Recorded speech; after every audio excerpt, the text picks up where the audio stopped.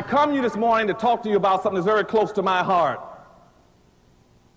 And I'm not here to be divisive. I'm not here to offend anyone. I'm here to speak to you as Geronimo talked to a general in the 1880s in the mountains not too far from here, when he met with him at a peace conference, a powwow, and said to him, he said, this morning, he said, I want to speak to you the truth. And I want the truth to be like arrows that go out from my heart and my soul to your mind and your body. And I want each and every one of you to understand what I'm talking about this morning. Because, see, I'm very profoundly disturbed. I just left Tuskegee, where black folk are suffering. And I'm very disturbed when I go across this country, and I cannot find the sensitivities and the concerns about black folk in America that I want to see. And the only minister that I have seen and heard from any place in this nation has been Dr. Price, that is telling you what you should be listening to.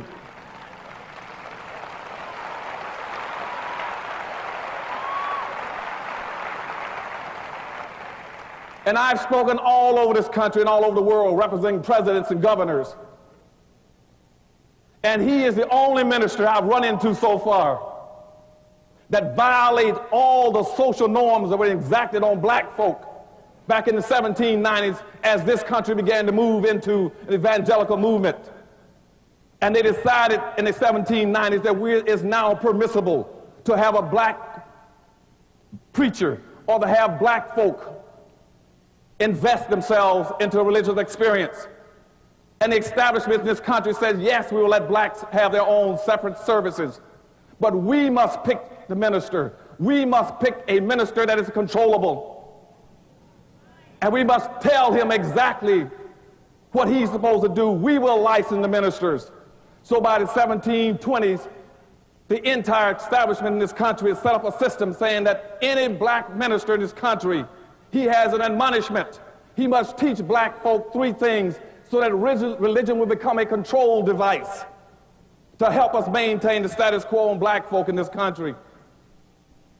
He says every black minister who we select or we license, they must teach black folk. First of all, when you talk about the Bible, you talk about the master and the slave, you are talking about the white master on earth and the black slave. You must secondly teach black folk to be humble and obedient and accept their life lot, and to be respectful and loyal to the white servant, to the white master. And lastly, you must teach black folk. You must teach black folk that they will get theirs in the hereafter, in pie in the sky. And that went into effect in the 1820s, and every black minister fell in the line and did it. And they stayed like that until after the Civil War, when 119 blacks on October the 19th walked into St. Paul's Church, Baptist Church in Raleigh, North Carolina, and says, we can't take it anymore. As black folk, the suffering is too acute. And said we must at least have 40 acres and a mule or something. You cannot just turn us loose free and say we're free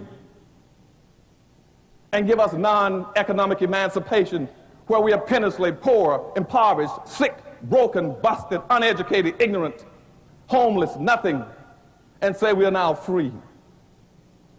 And that is the only minister, Dr. Price, that I've heard that understands that you got an obligation in the ministry to go above and beyond that admonishment put on black folk over 150 years ago.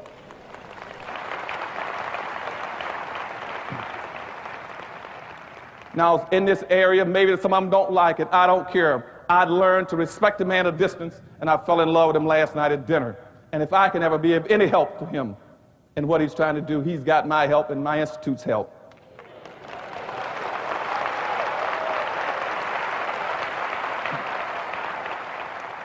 And so this morning, in the time that's been allotted to me, I want to talk to you, as I said, like Geronimo, but I want to be like the great European philosopher Diogenes, who walked through life with a lantern in his hand, saying, I want to lighten the darkness because I'm in search of an honest man. But like Diogenes, I want to walk through this temple and through black America with a new movement I'm trying to create. I want to find not necessarily an honest man. I want to find some black people and some white people that understand the problems in America. I want to find somebody that understands in America that contrary to popular myths, black folk are not progressing in America. Black people are going backwards. In comparative proportional terms, black people in America, where you were in 1850 in this country, you have not progressed. You're still in your same dilemma, contrary to anybody tells you. And you see, I want to find, like Diogenes, I want to find a black person that understands that black folk are not progressing. But more importantly, I want to find somebody, black or white, that don't mind being black and want to talk about the racial problem in this society.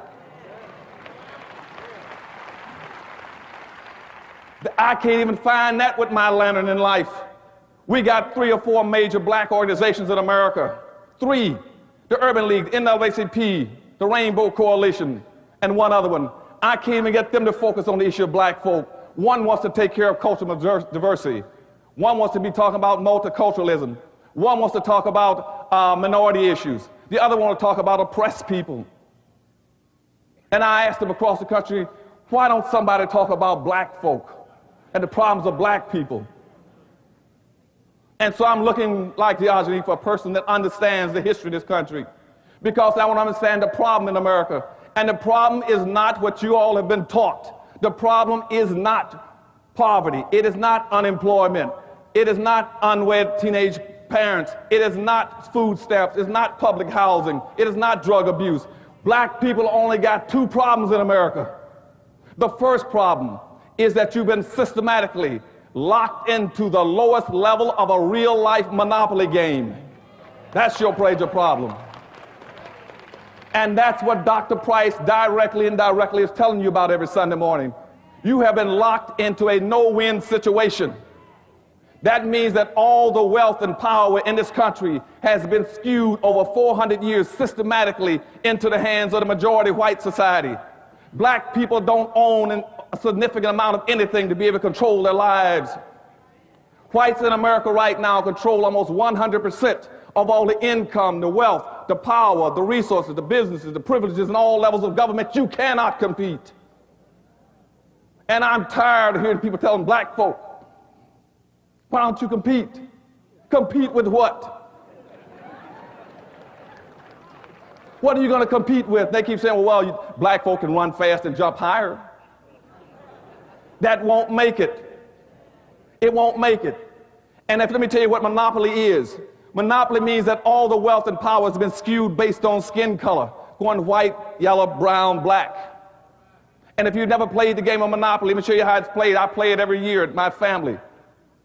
It means that everybody, when you sit down, you're given a certain amount of money and wealth. Black people never got their 40 acres and a mule.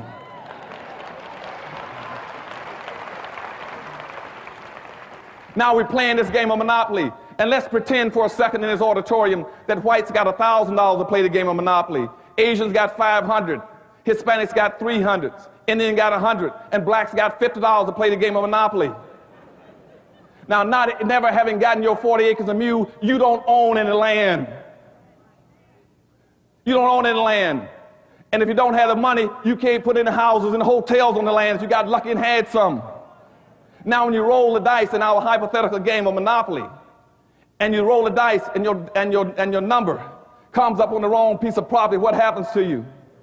You must either go bankrupt or go to jail.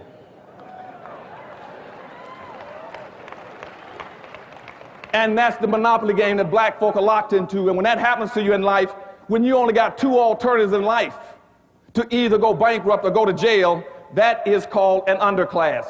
And black people in America are systematically being forced into a permanent underclass. We will be a permanent underclass by the year 2013. And you got about a 2.5-year window left. If we don't do some very specific things and start to come up with some very cogent strategies, comprehensive strategies of doing some things to focus on that number 1 problem of redistributing the wealth and power back into the hands of black folk, you can hang it up. Don't worry anymore about retiring. After the next 2 or 3 years, don't worry anymore about going to college. It ain't going to work. The doors are going to slam shut on black folk. And what I'm telling you right now is we're going to have to get it together fast. And to do it, you must first understand what I'm going to be telling you this morning. And my speech is going to be divided into 3 parts. I'm first going to tell you about the problems of black America realistically. As Cochise and Geronimo said, I'm going to give you the truth about the current state of black America, point 1. 2, I'm going to analyze it for you. And 3, I'm going to give you the solutions that we can do together to come out of it. Okay? Now, we got a very serious problem in that monopoly game. We're going to have a converging forces, social forces coming across this country. About 8 major forces are going to push us into that understructure and that underclass position. And let me talk about 3 or 4 of them right quick. First thing, across this country, you're going to have an increasing amount of conservatism. Now, I want you all to understand up front what conservatism means. So I don't care whoever uses that word, you know what it means. Conservatism is a new code word for anti-blackism. Okay?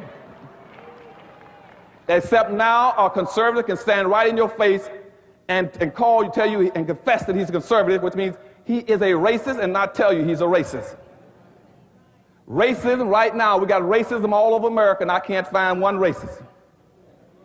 And what I'm telling you right now, before my book even hit the market, I'd already predicted in my book that you're going to have a cutback in welfare. I predicted in my book they're going to catch people like in Texaco.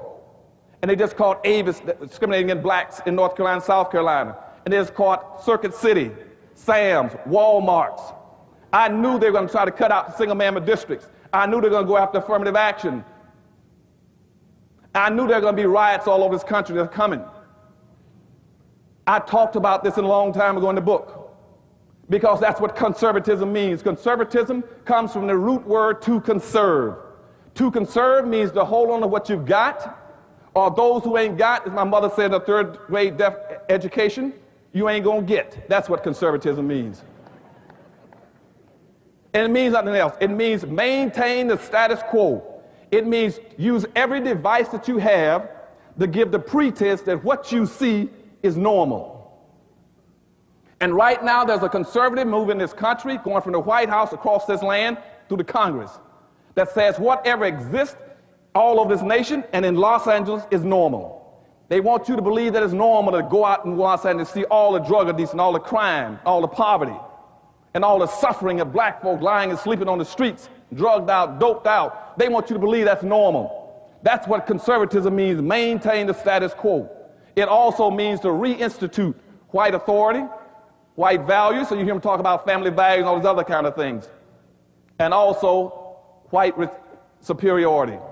So when people start talking about they want to go back and be a conservative, you ask them, what are you trying to conserve? When my people don't own anything and you own 100%, what have I got to conserve? When you hear blacks going around screaming about they're a black conservative, you ask them, what are you conserving? Tell me one point in history that you found something that you want to conserve.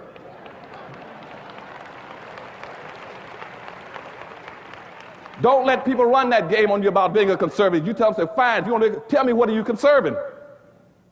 And when my people never had anything, why would they want to be a conservative? So the biggest problem we're going to have is conservatism when it goes across this nation. And we as black folk got to understand, now it's not all whites that are conservatives. There is an element that's got everything that want to make that it's the greed over need. They want to hold on to everything. And so, we're going to have a massive flow. Everybody's going to be talking about conservatism. You're going to see people politically switching, talking about they're moving to the far right. And what we have to do is understand that, and that's going to create major problems in this country. One, you're going to, not only will you see an increasing amount of negative hostility towards black folk, every piece of research in the country tells us that, even from the Jewish organizations, that you're going to see more anti-blackness now and in the future than you've ever seen in the last 60 years since you left the civil rights movement. Two, you're going to see, we see organizations all over the country now, paramilitary groups, Aryan groups, Vipers, Freeman, Skinhead, Baldhead, all kind of groups that are organizing in optimistically expecting and anticipating a major clash in this country between blacks and whites. We've had 28 states in the United States now to pass concealed weapons laws. That's specifically so some of the white contingency groups can carry weapons and arms at all times. That's why you have such a major thrust from the National Rifle Association. That's why they're controlling most of your politicians. That's why you have such a major anti-governmental effort in this country. You hear people say, we want to go back to states' rights. We are anti-government. We want to get rid of the federal government. It's not that they're against government. They know that in history, the only people who've ever saved black folk has been the government, twice, the federal government. And if you eliminate the federal government by downsizing the government, black folk no longer have an ally. And if a clash occurs, you got nobody to come to the rescue a third time to help you. You see, you were pulled out of slavery by the federal government. You were pulled out of Jim Crowism by the federal government. There are contingencies in the country that says the next time there won't be a federal government to pull blacks out. And you hear them talk about their anti-government, that's what they're talking about. They're not against government. And later on you hear me tell about why they're not against government. Because you see, primary wealth in this country, the primary responsibility of government is to move wealth and to move power. And that's how the dominant society got its wealth and its power, by using government. But now they want to make sure black folk don't have access to it. That's why they're anti-affirmative action, but I'll get into all that a little later.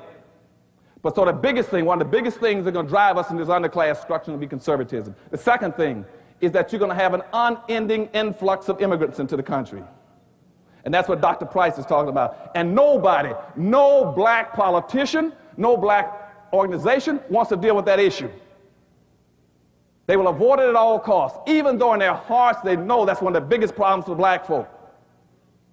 We anticipate in the next 10 to 12 years approximately 8 to 6 million Hispanics coming into the United States and 41 million Asians. You have been the majority minority for 400 years in this country. You have been the #2 population for 400 years. You're going to get kicked out of being #2. You're going to go down and become #4. Now, common sense, even a third grade education would tell you, if you didn't get anything when you were #2,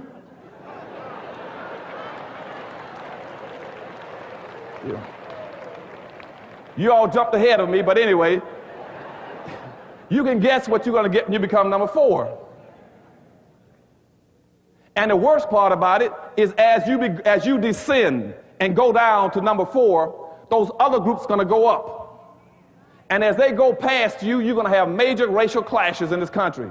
You're going to have fights all over this country between blacks and Hispanics, blacks and Asians, blacks and poor whites. And black folk cannot fight all these groups. Everybody can not always be against black folk. They know that we are vulnerable and we are defenseless. And we cannot fight those groups. Because you see, they didn't come into this country with the legacies that we are stuck with. Everybody in America has an advantaged position but black folk. But all are in a state of denial. The white power structure in a state of denial. They are pretending that everything that they got, that 100% control and ownership of everything, they got it because they worked hard through a Protestant ethic. That's not how they got it. And you always hear them say, well, what you got to do, you got to work hard. Nobody can work any harder than a slave.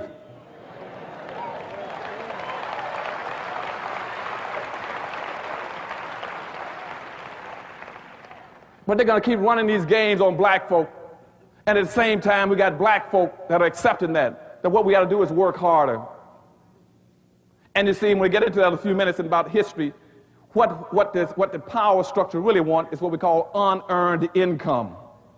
Slavery was nothing but unearned income for whoever owns the slave. And once slavery ended, that's where Wall Street came from. Wall Street was based on slavery. Everything that blacks were producing went to Wall Street then. And now that all that money that's amassed on Wall Street is still producing unearned income. All that money is producing a regular salary for people. It's in stocks and bonds and dividends. They don't have to work. Never had to work. But we're going to talk about that later on. So what I'm saying now is that you're going to have this massive influx of immigrants into the country that are better equipped. They don't have your legacies. They don't have your disadvantages. They're walking across the border. They're going to get a free lunch. They don't have to pay dues. But you got public policies in this country that are equating them to black folk. They're equating them to black, and what we've allowed them to do starting in 1970 is to wrap themselves in black folks' suffering and pretend somehow they suffered along with black folk. And therefore, whatever program is created under this misguided label called minority, that they are equal to you and over you. And we're going to deal with that whole concept of minority in a few minutes too. So that's the problem with the influx of immigrants. And what they are doing is coming into the country and doing what we've never been allowed to do and we've never been bright enough to do in some senses, is to build your own communities. You got to build your communities. You see, every group that when they leave their homeland, the last thing they do is look in the mirror. They look in the mirror and says, I'm going to America. And I'm going to go to America, I'm going to find me a community or neighborhood. Or I'm going to build one with people who look like me. And so that's why you go all over this nation, where they're coming out of Asia. You will find Vietnamese towns all over California, little Cambodias. You'll find a Chinatown in every major city. You'll see the Hispanics come in, they'll build a little Mexico, a little Havana, a little Hialeah. You go up, you find little Italys, French towns, German towns, Greek towns, Polish towns, but you cannot find one black town.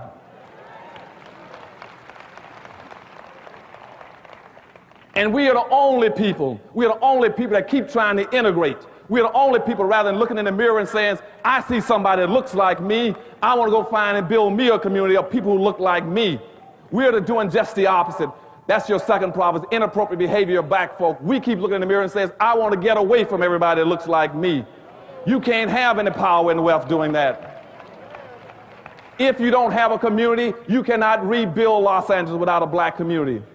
If I cannot come in this city, you can tell me where every black lives, where he stays, where he works. You don't have a community.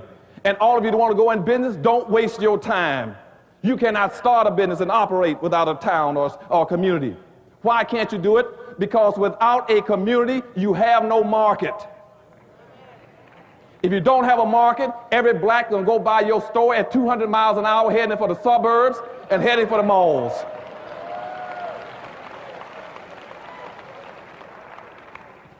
And that's why you got this major displacement of capital out of the black neighborhood. And I tell black folk, if you want to go in business today, don't do it. Give me the money. I need it. Because you're going to go bankrupt. 80% of all black folk that go into business under the present system, you will go bankrupt within 2 years. You will lose your money within 2 years because you don't have a market. And see, that's how the other groups function. They have their own markets, their own communities. And we're going to talk about that a little later on, too. See, the good Reverend Dr. Price, he gave me 2 hours to talk to you all, so I'm going to get to all those points, okay?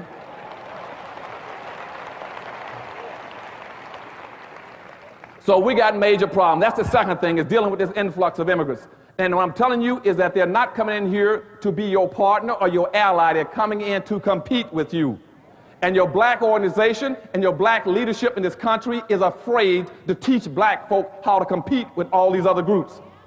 And they're afraid because they keep trying to create allies with them. You cannot ally with anybody who's planning on supplanting you. You see, if you go check the Council of La Raza, you check the Council of Salala, if you check the National Hispanic Defense League, if you check the National Hispanic Party, the first thing that all of them have is to change the issues in this country from white and black to white and Hispanic. They're planning on supplanting you. When the National Hispanic Party started in Miami in 1974, I was in the governor's office there. I was the only black in politics. That was the first item on their agenda, saying by the year 2000, they want to take blacks out of the equation.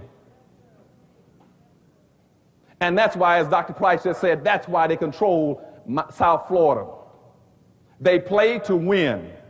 We play to play. Okay? And when I leave here today, I want you all forevermore in helping Dr. Price to play to win. Okay?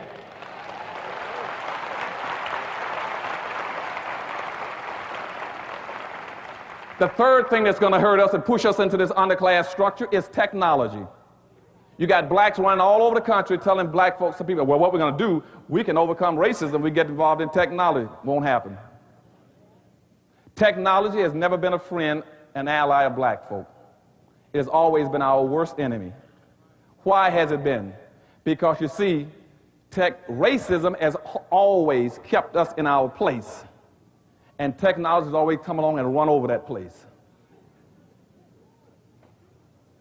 That's why technology has always been our enemy. See, when you keep a black man as the porter, then all of a sudden you come along with a floor sander, he's gone. You keep him as the elevator operator and you put a computer in the elevator. You keep him as a dishwasher and you get an automatic dishwasher. You all understand what I'm telling you? So when black people come to you telling you, well, you get technology, no. You say, no. What we have to do is to get control of, get behind technology so to stop running over us. And I got friends in Washington, D.C. going all over this country telling black folk, you got to get into the information highway. And you can overcome racism. Whites were not that dumb. You cannot get on the information highway and overcome racism. Because the information highway is like any other highway. It's a transportation system. And what you should be asking yourself is, what are you transporting? If you don't have anything to transport, you can't get on the information highway. So what we got to be talking about as black folk is owning and controlling. It's just like when they invented the highway, the airplane system, the shipping system, the train system. It didn't advantage black folk because we never owned the trains, the planes, and the ships. What we got to do right now, starting with your church, is try to figure out how we can own and control more. Then the highway makes sense to us. Okay? Now, and that's why right now in Washington, D.C., the Office of Technology's last report says that the people going to be hurt most by technology are going to be black folk. And a fellow named Jeremy Rickman has a book out called The End of Work. And he is the director of the National Economic Trends for Washington, D.C. and nationally. He's the guy that put out these trends. He put a book out, and his book, Chapter 5, talks about what technology is going to do to people, and he uses black folk as an example. And I went and sat down and talked with him. And what he says to Dr. Anderson, he said, my publishers tried to make me take that chapter out of the book. He said, I fought to keep it in. He said, because technology is going to kill black folk. And read that book, and that's what he's talking about. He says because black folk don't have any control of technology, don't own anything. And that's why we're getting ready to lose all our radio stations in this country. We're going to lose all of our television stations in this country. Because what's happening now, they've lifted the allocation cap, and now it's called social Darwinism, economic Darwinism. Whoever got the most money now can buy anything they want in technology.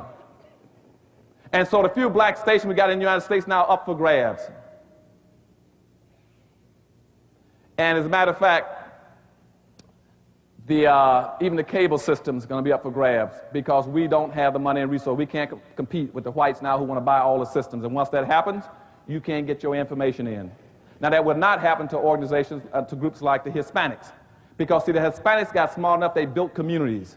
Then they took their language and they built a fence around their communities. They use their culture to protect their communities. Where is your culture in Los Angeles for black folk? Where is your fence? And we're going to talk about that later on. You are vulnerable. The fourth thing that's going to happen to you is that this whole contract with white America is not anti-liberalism. It is not anti-Democratic Party. It wasn't even anti-Clinton. What it was they were trying to answer a question that's been haunting white America for about 30-something years. And that is, what do you do with 36 million obsolete black folk? That's what the contract was for. And how they concluded that was, you see, they got 1,200 white think tanks in America. 1,200 white think tanks. You got one wholly owned black think tank, and that's the Harvest Institute I'm trying to run. They got 3,000 employees with a $500 million budget. I got a few volunteers. No staff, no money. Because you see, in this country, no blacks wants to give my black think tank any money to help our leaders to develop policy and public issues. And when I ask them for money, what they say is that we can't give you money. I said, why not? They said, what is your organization for? I said, to help black America. They said, who's going to benefit? I said, black folk. They said, who's going to work in it? I said, black folk. They said, ooh, too black. And the first thing that comes to my mind is, how can you be too black? What is too black? 10, 20, 30? What's too black? Nobody ever says something is too Jewish, too Indian, too Asian. And I'm telling you, people are telling me this too blackness comes from our black entertainers, our black athletes that's making $100 million. They could give the money to us that they're paying in taxes because we're tax exempt. But they'd rather give it to the government than even give it to an organization to help black folk in this country. Because they don't want to be black. And I keep trying to tell them, it doesn't hurt that much being black.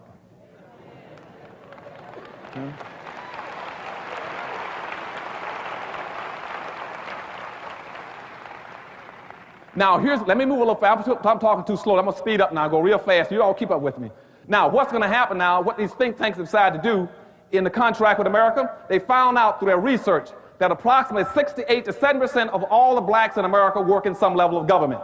This happened as a direct result of the civil rights movement. See, at the end of the civil rights movement, instead of moving against the problem to get more wealth and power for black folk, our civil rights organizations pushed us over and looking for jobs. And so all of our black folk then, over 50 to 60% of all the blacks that got jobs after the civil rights movement went into government. So 68 to 70% of all the blacks in America are working either in federal government, city government, state government, county government, libraries, and school systems. So when you hear white folks talking about downsizing government, what they're talking about are de-employing and disemploying black folk. They know that. They know that. So in Washington, D.C., they plan on firing 480,000 people. And what the Office of Management and Budget, right out of the White House, says is that for every white person who gets fired, we're going to fire 2 blacks. Now, if you're only 12.3% of the population, and you're going to fire 2 blacks for every white, you're going to be devastated. Now, let me give you the real picture, even before they started firing black folk. Let me give you the real true options for black folk. There's only 3 things that you can do in this world as a black person to earn a living and survive. You either must work, go on welfare, or you steal. Now, for those who missed that, let me give it to you again. You either work up here, you go on welfare here, or you steal down there. You're talking about your crime problem. I'm going to show you how you get into your crime problem. Now, right now at the top level, everybody prefers to work. Now, I just told you that 68 to 70% of all the black folk are working in government. 26 to 28% of the rest of the blacks are working in white corporations. And those white corporations are going to follow the government. They're going to downsize. You're going to see IBM cutting back, Apple Computers, and Meritech, Lucent Tech, now all of them are going to cut back.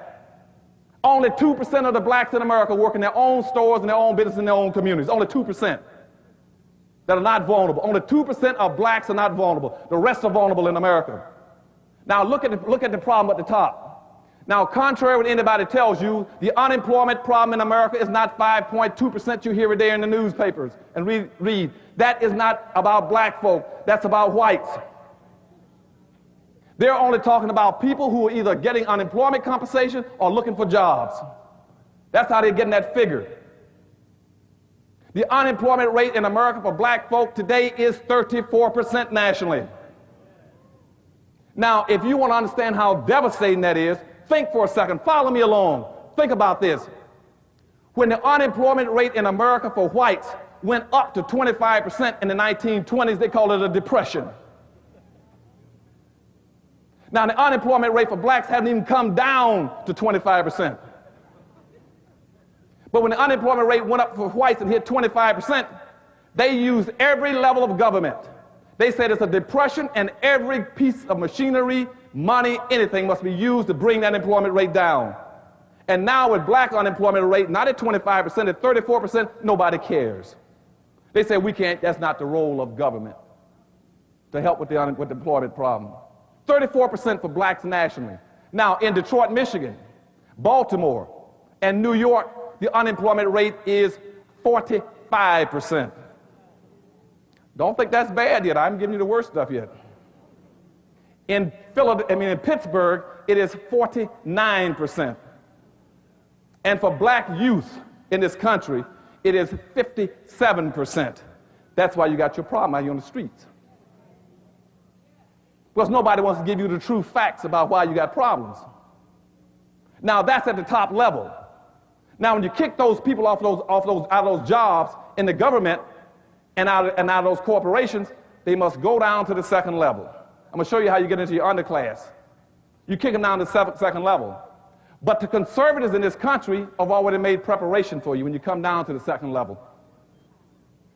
That's called welfare. They got prepared. They said, hey, when you come down here, don't plan on staying here. We just had welfare reform, which means you can't stay here on the second floor either. And now to do welfare, so you can only be on welfare for 2 years. We're going to kick you off of that, which means you must go down to the next level. But before they kick you off the second level, look at the second level already. The poverty level in America for black folk is 35%. That means 35% of all the black people in this country got a zero, negative, nil, none net worth. That means they own nothing. 35%. 47% of all the black children in America are beneath the poverty level. I just left New Orleans. New Orleans. That's why I had tears in my voice and my eyes a few minutes ago when I talked about leaving New Orleans and Tuskegee University. In New Orleans, the poverty rate there for black folk is 80%. And somebody got to wake up. You can't stand that kind of poverty.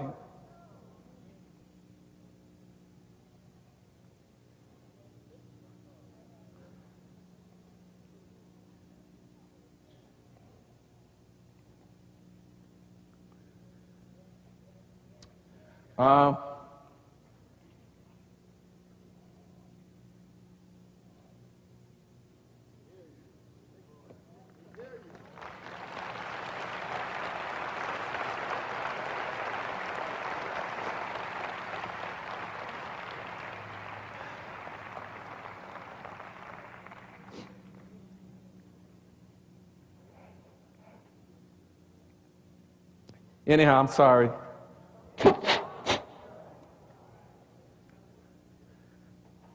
The poverty rate for black youth in this country is 47%.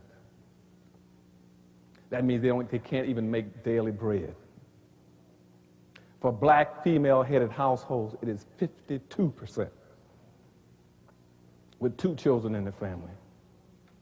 And nobody cares. Nobody cares. And so they're going to now have welfare reform to kick them off the second level. So now they must go down to the next level. The next level is crime. Your crime rate in America is going to go straight up within the next 2 and 2.5 years. Straight up. Because, see, black folk are not simply going to disappear, they evaporate. Even if you don't care about them, they're not going to evaporate. Now, let's look at the crime rate already. In the most productive years for a black man in this country, but all these black men in this room, your most productive years are between 20 and 35 years of age. And already, 40% of all the black men in America are either in prison, on parole, or probation. 40%. And black women want to know why they don't have any husbands or fathers to their children.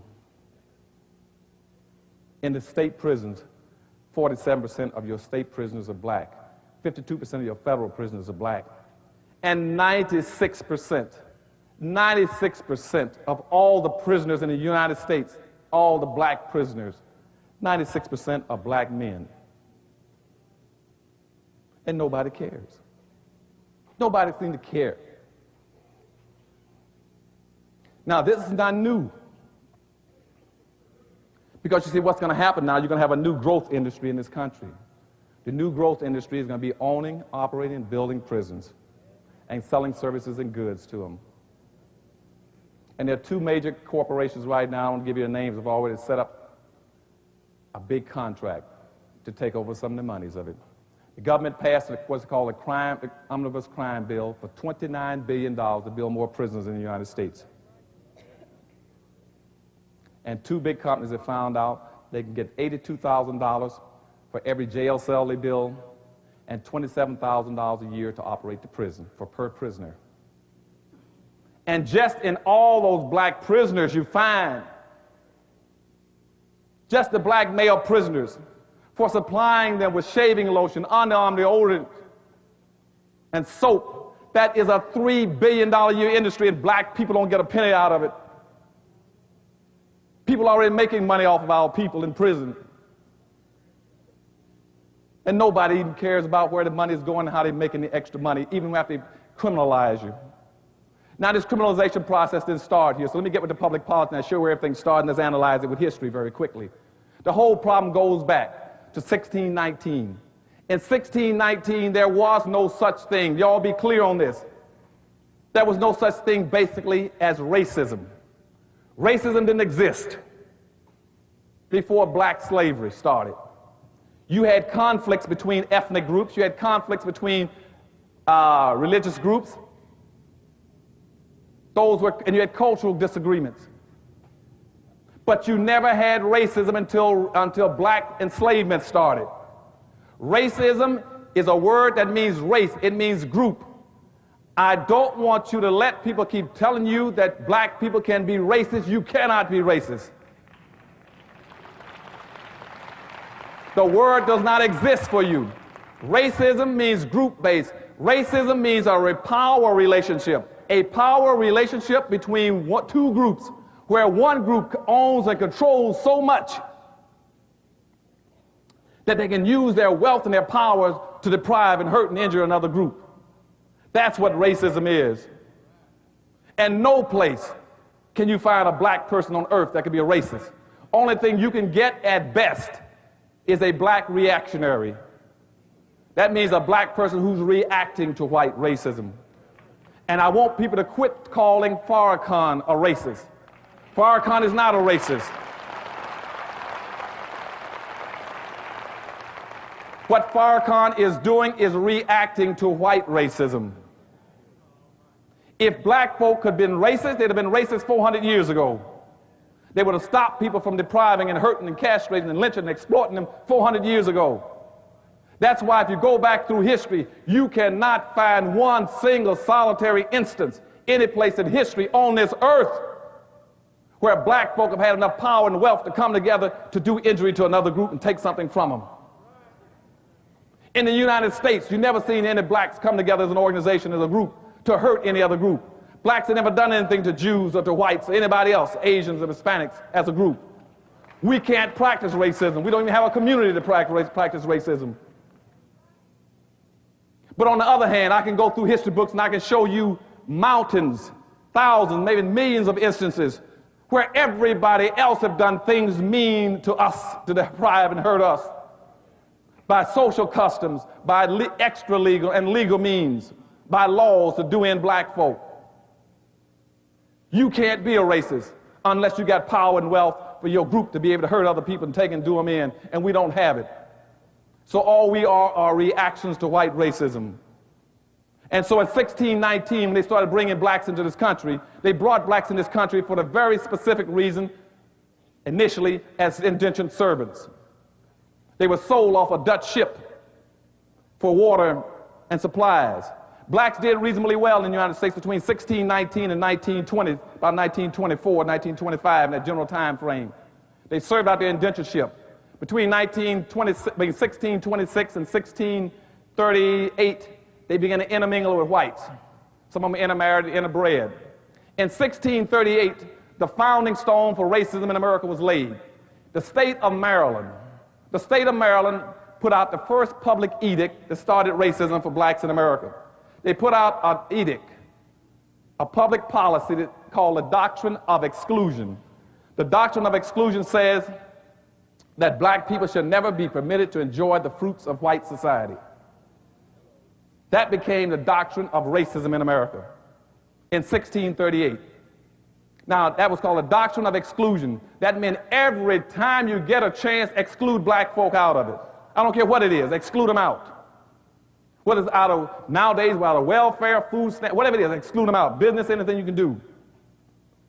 Now, that went on from 1638 to 1666, 1665 and more specifically. In 1665, something happened. Because during that period, they were trying to find a way to build the United States. And the European colonial powers were saying, I sent you whites to America to build America, to use the land, to bring resources, to find gold and silver and products back to Europe. And the colonial powers, contrary to what you read in the history books, they did not come here for religious freedom. They weren't fools. They could have gone any place in Europe and worshiped. There was nothing but woods and bushes and trees over there. They came here specifically to get wealth and resources and gold. And what they kept telling the European colonial powers was that we can't do anything with America because we don't have a labor force. And somebody said, yes, we do have a labor force. So you remember that group back in 1638 that Maryland shut out under the doctrine of exclusion? That's our labor force. So at that point in time, what they did then, they passed what were called enslavement laws. They passed enslavement laws, and they took the doctrine of exclusion and expanded it. So that not only did the doctrine of blacks to be excluded, but now blacks were to be excluded, subordinated, non-compensated, non-competitive work group, a labor force for the personal comfort and wealth building of white society. That was what the slave code said explicitly and implicitly. That's been the problem that you've had now for 400 years. It decided how you were to be treated. At those slave codes again. And remember this, on anything that goes on in Los Angeles, you can tell when your policy in effect is blacks will be excluded, subordinated, non-compensated, non-competitive, managed workforce for the personal comfort and wealth building of white society. That stayed in effect until about 1705. 1705, the slave codes were passed. Very important. What the slave codes did was to tell everybody, whites on one side and blacks on one side, how you were to treat black folk and how whites were to behave towards each other. It says that every white person must accept how black folk were to be treated. They must accept the public policy. And that every white institution, every white church, every white business, every white school, every white level of government, and every white individual must treat black folk in an exploited, subordinated, excluded manner. Any white person who deviated from that, he could be hurt and injured and lynched. Even whites could not deviate from that policy. And no white person could raise a black person up to make him equal to a white person. And on this other side of the slave codes, it told how blacks were to be treated. Blacks were not to be permitted to be equated to whites in any respect. A white person could not enter a room without a white person's permission. A black person could not enter a group carrying a conversation without permission. He could not carry a weapon, a tool. He could not raise his hand to defend himself. He could not strike a white person. He could not be called out after dark on certain times, carrying a weapon. And he couldn't even look out, some cases, he couldn't even look out the same window the whites looked out of. That was a subordination. He could never be put in a position of power and authority.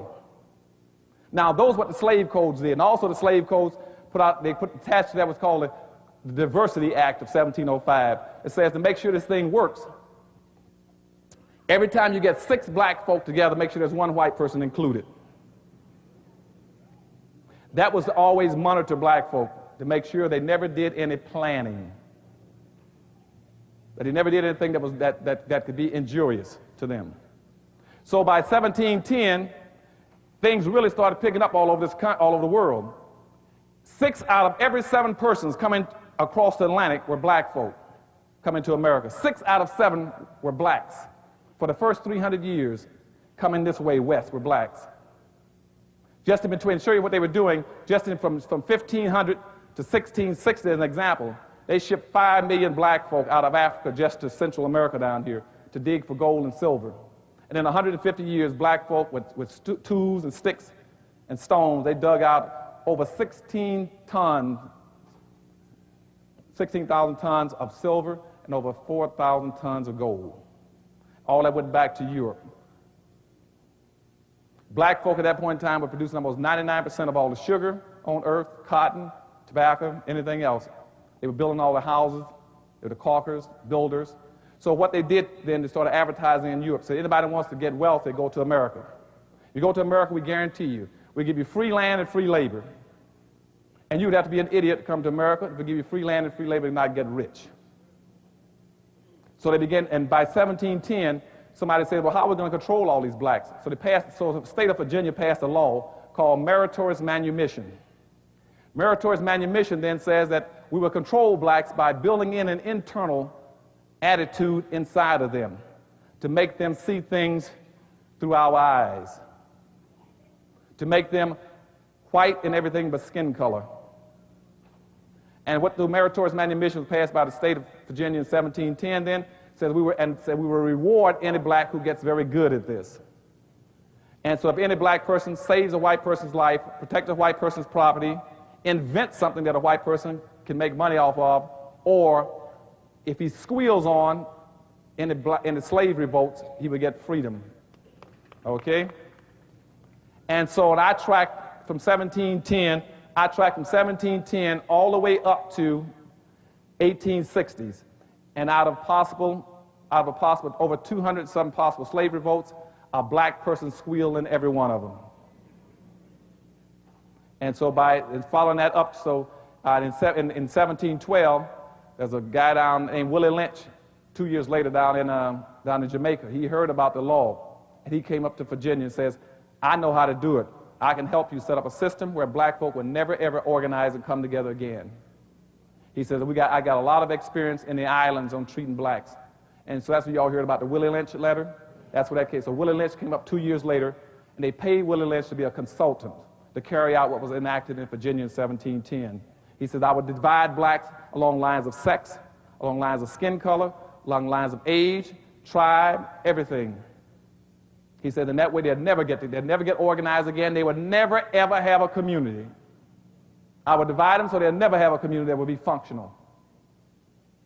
And Willie Lynch started that, and as Willie Lynch started that, blacks began to squeal on each other. 100 years later, by 1840, for instance, I had over 6,000 blacks in the United States that were slave owners. 6,000 blacks owned other slaves by 1840. Because as soon as they got free under meritorious manumission, they ran out and tried to be white and hired and bought them some black slaves. And then when you saw tears coming out of my eyes, I just thought about, again, I was thinking about down in New Orleans. Down in New Orleans, and blacks down there saying, Dr. Anderson, what can bring us together? And I said, you got a big problem. They said, why? And that's why I had the tears. Let me tell you something. In New Orleans was the epitome of black folk doing in other black folk. On the eve of the Civil War in New Orleans, you had almost approximately 812 free blacks in New Orleans on the eve of the Civil War. 642 owned other black slaves. Then in the Civil War, New Orleans put together 2 full regiments of blacks to fight with the South to keep slavery. And worse than that, one of the biggest revolts, slave revolts, occurred in New Orleans, where blacks tried to break free. And do you know that the free blacks joined the white plantation owners and went and put down the black slave revolt? And the worst part about it, they chopped off all the heads of all the blacks that were revolting and put them on poles leading all the way from Jefferson Parish all the way into the city of New Orleans as a warning against any other blacks trying to get free of the system. And see, that hurts me when I hear about that. And so, you see, you got that meritorious manumission policy saying, keep black folk divided. So between 1712 now and up until the Civil War, some things started happening that's very profound for you all in understanding your racial situation out here. By 1750, black folk peaked out. The population of blacks in America got up to 34%. And then the white society got very scared with that. They said, with that kind of number in this country, there's a possibility that blacks might get together with Indians. So then in every treaty that whites were signing with Indian treaties, they put an incentive in there for the Indians to turn against black folk. They say every time you catch a black, you're to turn him in. And they would pay an Indian $20 on average to chase down an escaped runaway slave, to track him in the woods and bring him back to his plantation. And because of that, Indians in America allied with the white dominant society. And I keep hearing blacks bragging about the fact how much Indian blood they got. Indians were not your friends in history. They were not your friends. And I don't mean to put the Indians down. Indians got special problems. I'm not putting anybody else down. I'm not going to put the Hispanics down. I'm going to tell you the truth. And out of the 5 civilized tribes out of the 5 civilized tribes in the United States, all five of them sided with the South to keep slavery. In a 20-year period between 1840 and 1860, the biggest killers of blacks in America were Indians. And see, the Indians then, so that's what they were trying to get, that kind of an ally between whites and Indians, so that blacks could not ally with them. And that's why every civilized tribe was a slave trader. Indian tribe was a slave trader and a slave owner. As a matter of fact, in Camp Smith, right not too far from me in Texas, in 1867, in Camp Smith, the Choctaws and the Chickasaws still had slaves even 2 years after the war and wouldn't turn them loose. And the United States government gave them $300,000 to turn black slaves loose, to the Chickasaw and Choctaw Indians, and said, we'll give you $300,000 and take this money and divide it up and turn those black slaves loose and give them some land. And they never, but 2 years later in 1869, blacks were coming to Washington saying the Indians never gave them anything. And to this day, blacks never got a penny from the Indians. So what I'm saying is everybody has been against blacks because we've never been united. But so when I leave here after today, I want you all to be together, okay?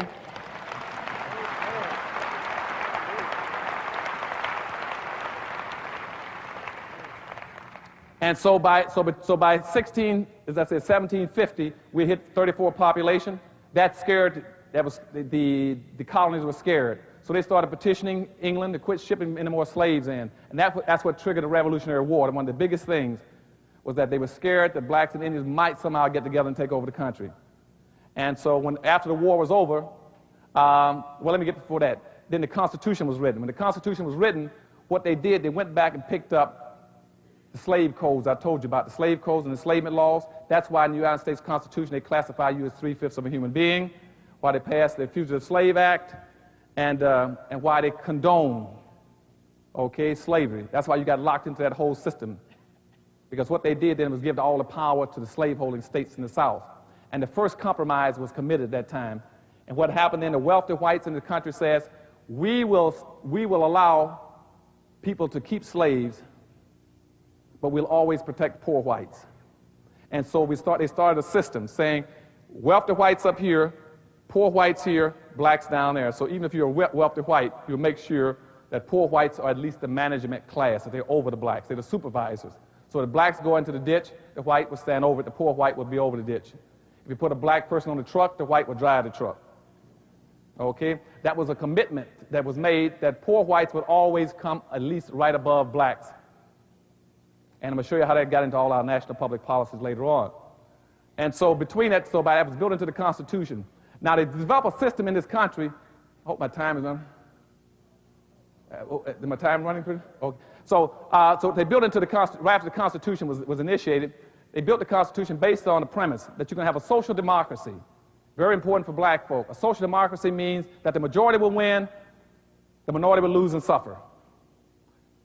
But also in the Federalist Papers, it says that the majority then can never do anything to stop the minority from becoming a majority. And it is the majority's responsibility to protect the minority. And as soon as the Constitution was built on that, it was violated next year, 1 year later.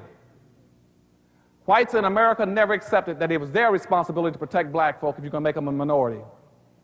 They talking about black folks shouldn't be out now chasing civil rights as a minority. They know that as a minority you can't win. You don't have the power. It is the majority's responsibility to take care of the minority. Not the minority's responsibility to fight for something you can't get. You don't have the power. And that was violated because in 1790, the first act of the Congress, right after the country was organized with the Constitution, the first law says this is a white country and the quota on black folk is 0. Which means you got a 0 quota, you can only come into this country as a slave. At that moment, black people became the only permanently planned minority in the country. You become the only planned loser. Remember, the minority means loser. Anytime you use the word minority, you call yourself a loser. Don't ever use that word. Okay? You call yourself a loser. So their first act of Congress was to pass an act saying it's a white nation, got a 0 quota on blacks except for slaves. Nobody else you see in that minority category is there a law on you. Nobody says how many women you can have, how many gays you can have, how many handicapped, how many veterans you can have. Only blacks. That's why you cannot get Haitians into the country, because you got a zero quota. That quota was changed in 1966 and raised to 1/2 of 1%, where you got a few can drift in from the Caribbean, but they know you can't compete because you got 2 million Hispanics coming in every year. And that's why you can get suffocated to death. As a matter of fact, jumping ahead of myself for a second to show you what I mean by the influx and how they're going to suffocate you. In 1840s, you did not have one single Asian or Hispanic in the entire United States. But you had 5 million black folk that were enslaved. 5 million black folk were enslaved, but you did not have one Asian and one Hispanic. By the Civil War, you had 6,000 Hispanics. By 1900, you had 100,000 Hispanics. You had 100,000 Hispanics in 1900, but you got 11 million blacks. And they got the same identical birth rate. Here are blacks, here are Hispanics. Here are blacks, here are Hispanics. They got the same birth rate. Now they're going to pass blacks. You know why? You can't come into the country and fight and protect yourself by numbers. You are a permanent loser. And that's why you're going to be overwhelmed in this area. You cannot win if they can't let you get your population up. And the major issue they're going to fight for is keeping the doors of immigration open so they can become the dominant population over you. They know you cannot bring in your people. And that's why you had 3,000 blacks on a boat off the west coast of Liberia, Africa, for about 2.5 months, and nobody even called them in. They were sick and hungry. No country would take them in. The United States has never had an immigration policy for black folk to bring in blacks, because they want you to stay in a minority category and loser category. And so what we're going to be talking about, we talk about solutions in a little while, is that the only way you win is that you got to learn that when you accidentally become the majority, you immediately start acting like the majority. Get out of the minority category. Don't ever let anybody call you a minority. If they're going to call you anything, make them call you the only non-immigrants in America. Okay?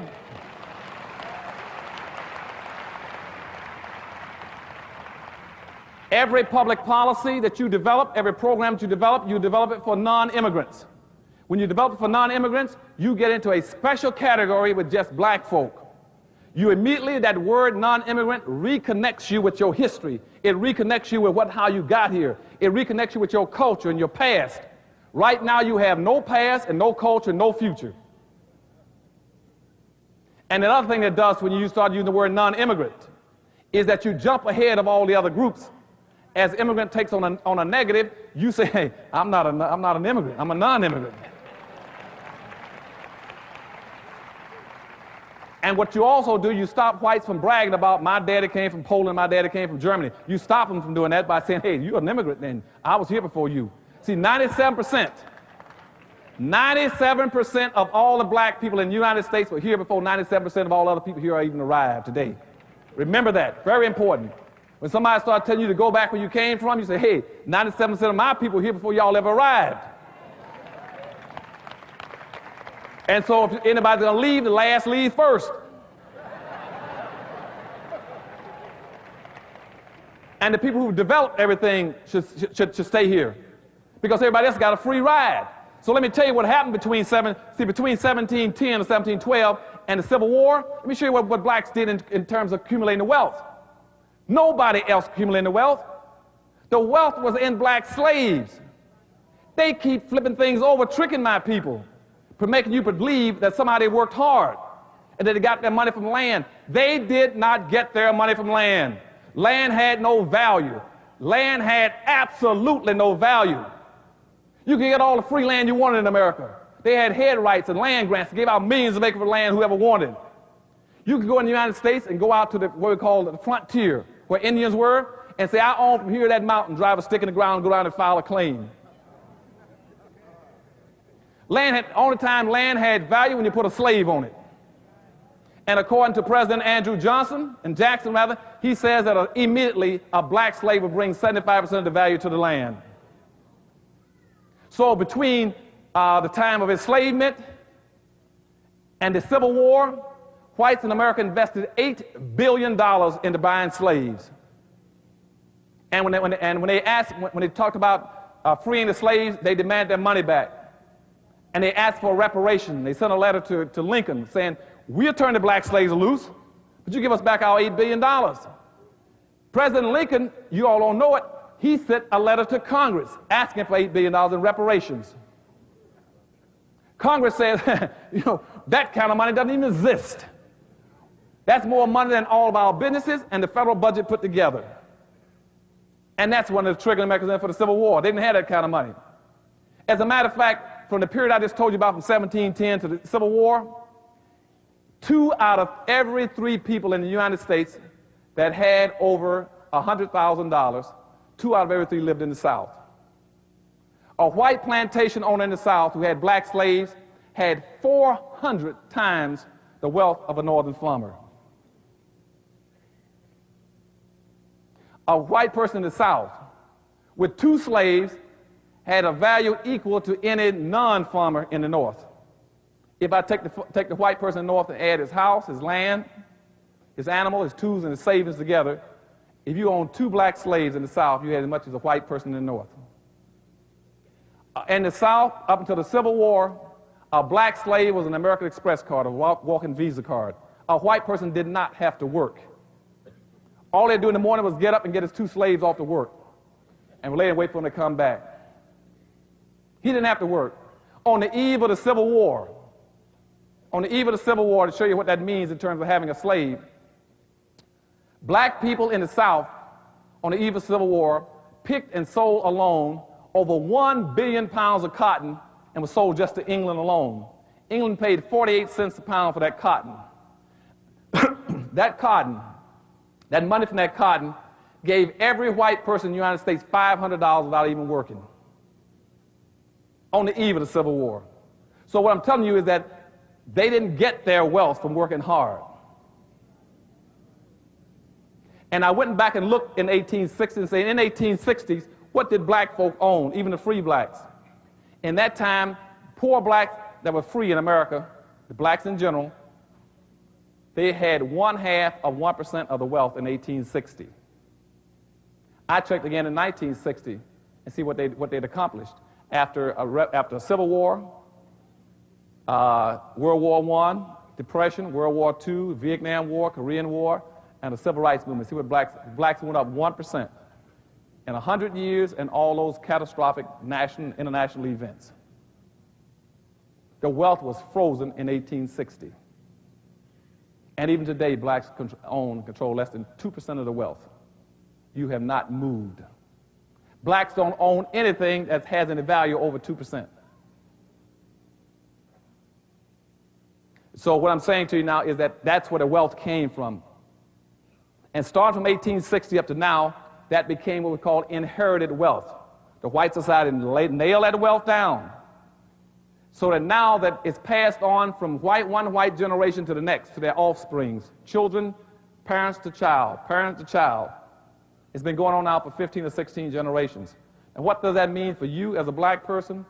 That means that the average white person, because racism exists, and without racism it wouldn't be important. Because racism exists, every white person is born with 87% of what he needs to be successful in life with his skin color when he hits the earth.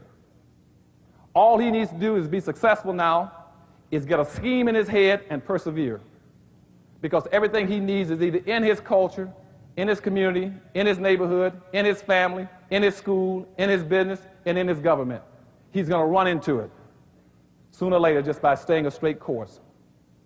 And for that reason, you see, Ted Turner and Donald Trump can go bankrupt, become a millionaire, go bankrupt, become a millionaire over and over again. Doesn't make any difference. A black person, if he ever becomes a millionaire one time, you've got to hold on because they never do it twice. Because, see, a black person is born with 0. Why is he born with 0? When a white child comes in with 87%, a black child comes in with 0. Because it's called inherited wealth. I just told you everything is locked into the white culture. And so a black child cannot inherit anything because what we've been focusing on. We have been dealing with symptoms and not problems. For all these years, we talk about how can a black kid cannot inherit food stamps. He can inherit welfare. He can inherit public housing. He cannot inherit a job. So he comes in at zero. He cannot compete against a white child because as parents, you're letting them down. You're not giving your child a fair break. He can't compete. And I don't care how much you're going to scream at these black kids about what they should be doing. They are not crazy. You're not giving them any tools. You're trying to motivate kids. You cannot motivate a child to be successful.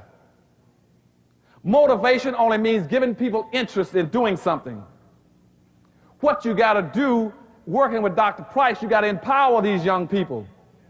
There's a difference between motivating people and empowering. I see all these blacks running around the country saying, I'm a motivational speaker. That's a pimp and a hustler. You don't motivate black folk, you empower them. Now here's the difference between motivation and empowering. I can motivate everybody in this auditorium this morning to want to go to Europe and lay on the beach and enjoy a good life, lay at the hotel and eat well. I can motivate you. But if I don't give you the money, the tools, y'all understand what I'm saying? And I don't give you the tools, the ships, the boat, the airplane, the hotel, I'm playing games. Am I not? And that's what they keep doing with black folk. They always want to motivate black folk rather than empower them. And what I talk about all the time, all this country, and I'm going to work with Dr. Price on, is that give you those tools. You give black folk the tools, and they'll do the job. Okay?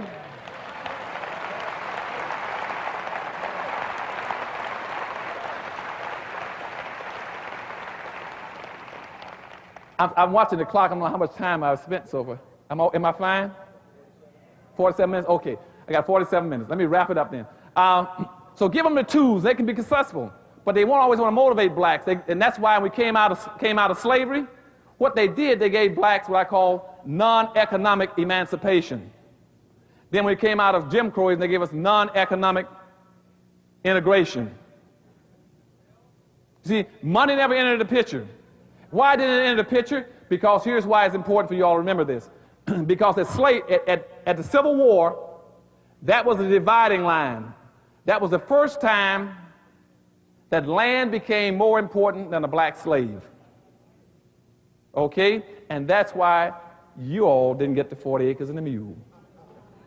Okay? Because that was the first time when they said nobody could ever own slaves anymore, then the value jumped from a slave to land. And they said, and blacks won't get any. And you never got your 40 acres and a mule. That means you were vulnerable, you couldn't compete, you had no place to go, you were homeless, penniless, and you suffered 260 years of planned ignorance, so you couldn't do anything. And so then the second compromise was committed. Immediately after the Civil War was over, the North then sold blacks out. They looked at the poor whites in the South and said, well, now that we've taken all the wealth out of the South, because what we really want to do, what we were fighting the Civil War over, was to take the wealth from the South and move it to the North. And now that we got the wealth, you all can have the South again, and you can have those blacks. And so immediately in 1866, the South passed what's called the Black Codes. The Black Codes were nothing but the same code what I told you earlier in 1705 called the Slave Codes. So it re-enslaved black folk. And you went back into second slavery that they called Jim Crowism. Now, what was the effect of Jim Crowism? Let me show you. Up until that point in time, black folk were the primary labor force in the United States because nobody else wanted to work. All whites in America want to be the genteel class. They want to be the lazy class. They want to be able to, the aristocrats. They didn't want to work. They didn't want to get their hands dirty. But what they had done, though, by that time, black folk were the caulkers, the mechanics, the bricklayers, the plumbers. Blacks made up almost 50 to 60% of all the workers in the factories, in the tobacco factories, and the iron factories, and the mines in the East. In the South alone, after the Civil War, according to the 1865 census, that out of 120,000 artisans mean educated or skilled people in the South, people who could do the job, the work, out of 120,000, 100,000 were blacks. So by 1867, it got tricky. Now that the war is over, America then started their little game with the immigrants again. So between 1866 In 1880, they brought in 12 million European immigrants into America. And guess what happened to poor blacks again? They got booted out of those positions. They got kicked out. In the North, they created something called UNIONS, unions. They created unions and kicked blacks out of all those jobs I just told you about as mechanics and plumbers and engineers and bricklayers and all this kind of stuff. They kicked them out and started unions. Then they put a clause in it's a white-only union. They kept blacks out of jobs up until the 1960s, almost 100 years. Just shut them out. They did the same thing in the South. They created what's called farmer alliances. Even though 55 to 60% of all the farmers in the South were blacks, they created farmer alliances so black folk could not raise their products and sell their products and get to market. That's why the black farmers were crying over in Tuskegee. Said nobody. As a matter of fact, it just made the front pages of the Washington Post. What day was it? Thursday. Front page of Washington, what happened to the black farmers right today. They can't raise anything. They can't raise their crops. If they're raising, they don't have a distribution system. They don't have a market because they don't have a community. Nobody can get the crops from Tuskegee, from the South to New York City. Because, see, the white won't let you use their system to do it unless they control it, manipulate, and they get the profit and advantage. So those poor farmers down there are losing their land at three times the rate of white farmers. In 1920, we had 20 billion acres of land, 20 million acres of farmland in the United States belonged to blacks. It's down to less than about 400,000 acres now. You're going out of existence. And as the food crop moves further and further away from black folk into the hands of 2 or 3 major corporations, you're in serious trouble. Because 78% of all the blacks in America now live in 10 large cities. You got a 10-day food supply. If somebody wanted to, they can starve all the blacks in America to death in less than 2 weeks. Your farm, you're losing your farmlands and everything else. Nobody want to make an issue out of it. The Washington Post had the front pages saying the black farmers are almost gone. But anyhow, so what happened then after the Civil War? The immigrants came in, bumped blacks out, froze them out. Some people say, well, black folk can compete if we educate them. Wrong. Didn't work. When black folk came out of slavery in 1866, they had a 98% illiteracy rate. That means only 2% of the blacks in the United States could read and write in the 1860s. But by 1900s, blacks reduced their illiteracy rate from 98% down to 40%. Blacks learned faster than all those white immigrants that came into America. Blacks cut their illiteracy rate faster than all the European immigrants. But when I went back and did analysis on job mobility and on money and wealth, guess what happened? The whites that came in, they went up, blacks went down, which means education was not the factor. So when you tell a child to get an education and you don't deal with racism, it won't do any good.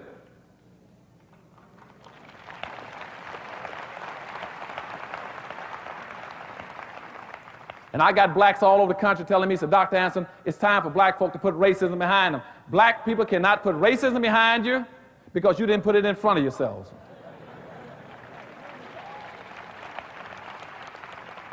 You don't have the power to put anything behind you.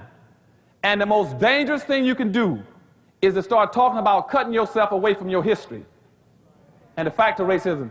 Because let me tell you all why. And remember this, there's only 3 ways we could have possibly gotten into our dilemma. Either we were where we are because God wished it up here, or because we are genetically inferior down here, or because somebody's been playing games in social engineering. One of those 3. Now, I don't believe God wished black folk to be in this dilemma. But yet, the dominant white society taught that and used their churches from 1600s up until 1860 to say that God wished it. The blacks somehow were smited, being an offshoot of Ham. Remember that? They used the Bible to teach that black folk were inferior and that you were justifiably slaves. Then from 1860s up until present day, they've been using genetic. That's why you got a book called The Bell Curve, saying that you're genetically inferior. That's why you're in your dilemma. And what I tell blacks over, both of those are tails. You're where you are because you've been socially engineered. The last thing, people have been playing games with you, manipulating the circumstances, controlling you. And if somebody has socially engineered you into your dilemma, the only way you're going to get out is for somebody to take the responsibility of what? Socially engineering you out. And that's why I created the Harvest Institute.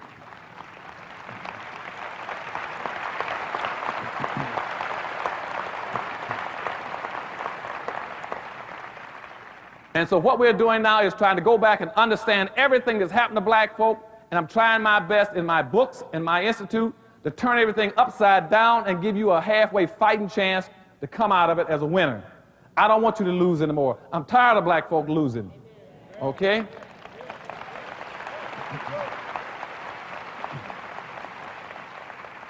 So let me finish up this little bit of history and we'll get into the solutions, because I've only got about 38 minutes left.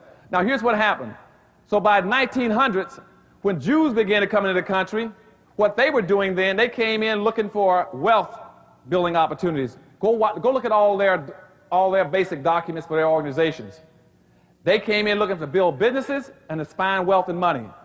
When our organization came in, the Urban League and NAACP, between 1905 and 1912, what they looked for black folk was going back to that old public policy that was set up in 1660 saying black folk should be a labor, subordinated, non-compensated labor class. So what they were looking for us was to do what? Find what? Jobs. Which means you were to be employees. Never employers, but to be employees. And so immediately after the First World War, blacks started getting a little uppity when they came back from World War I. And the whites in the South didn't like that. And so you had major conflicts. And so racism intensified in the country. Blacks had farms. Some of the white radical groups started burning their crops. They started lynching on an average of 2 to 3 blacks a day. And they poured kerosene on their cotton and ran blacks out of the South. Those blacks then, by 1920, were moving north. They moved into Gary, Detroit, Philadelphia, Pittsburgh, Buffalo, New York, and went into the factories. And when they started moving out, whites then started working on trying to get a replacement for them. Because at that point in time, black folk could pick on average about 20 pounds of cotton an hour. So whites started inventing a machine. And by 1940s, blacks had invented a machine called a cotton picking machine that can now pick 1,000 pounds of cotton an hour. So by 1947, black folk were obsolete in the South. They no longer needed you in the South. You were through in the South by 1947, machine that replaced you. But all those blacks who drifted north in those big cities had gone into the steel mills, automobile plants, chemical plants, meatpacking plants. And we're doing reasonably well. Blacks did reasonably well in the north between about 1940 and 1966 in those factories. Then all of a sudden in about 1966, guess what happened again? Technology caught up. And black folk went obsolete in the north. And ironically, blacks went obsolete in 1966, right in the midst of the civil rights movement. When Martin Luther King was saying, free at last, thank God we're free at last, he was not talking about black folk. He was talking about, for the first time in history, whites no longer needed black folk. And whites were free. They now had invented a computer. And computer-driven machinery, they no longer needed you. So the factories started closing down in the north at that point in time. And that's when your crime started going up too. Because not only they started closing down and firing blacks in those major cities, but at that point in time, the public policy on black folks shifted to what it is today. Now the old public policy, remember, was that black folk would be an excluded, subordinated, non-compensated, non-competitive managed workforce for the personal comfort and wealth building of white society. They shifted it to where it is today. As soon as black people became obsolete in 1966 in the middle of the civil rights movement, the new policy was this. 3 things that the whites came up with. 1, that no white person in any responsible position will take any responsibility for what's happened to black folk in the past. 2, nobody's going to feel any guilt for what's happened to black folk. And 3, that nobody will approve any programs, public policies that will shift the resources from whites to blacks. That's why they're anti-affirmative action, anti-preference treatment, anti-set-aside, anything else. They're not going to let the wealth shift into the hands of blacks under any circumstance. And so because at that point in time, not only had you become obsolete, but they had you nailed to the wall. And so in the civil rights movement, we had made 3 fatal mistakes by then, and we never knew it. I was the only black in politics in Florida in the governor's office in 1970. Here are the mistakes that occurred. 1 is throughout the civil rights movement, black people never had a plan. Never had a plan in all those years. All they simply do was they ran from one civil rights movement and one demonstration and riot to the next. To this very day, blacks don't have a plan. And whites have had plans on us since 1638. You don't have a national plan. No black in America knows where he's going and how he's going to get there, what he's supposed to do. Can you imagine 36 million people, no idea about what they're going to do? The second mistake we had made is that somehow they thought by taking down the signs over the bathrooms, over the water fountains, by where blacks could sit, somehow you were dealing with racism. They thought racism was the stuff I keep telling you about. They thought the slogans were racism. That was not racism. Racism was 4 floors down. They never touched racism during the civil rights movement. Allowing a black person to sit on the bus is immaterial. Allowing a black to go into a hotel is a waste of time. Can he pay to get out?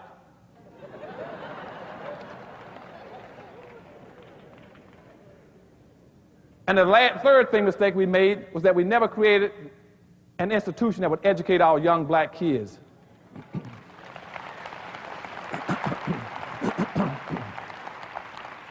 On how to deal with racism, that we could give them a plan and they would be trained as a leadership class to pick up that plan and run with it. So between 1966 and 1996, black youth fell through the cracks because we let them down.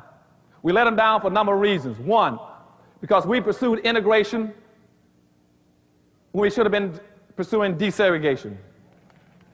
Now, what does I mean by that? Desegregation means just stop the government from using its power and resources to deprive you. And what most blacks thought they were getting was assimilation. Assimilation means they wanted to move in America with whites and disappear, just like the Asians and Hispanics can do. Whites never gave you assimilation. They gave you integration. Integration is another something behind the counter. Integration is a weaker form of segregation. Now you're weaker than you ever were. Remember I told you about the strong will win, the weak will suffer, the majority will win? Integration means that you have now been scattered into pieces. You have no power. Power doesn't come from individuals. It comes from the group. You all should never do anything as individuals. Do it as a group. Okay?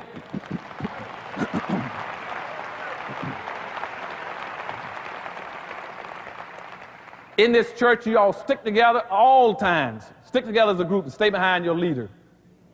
And they can't get to you.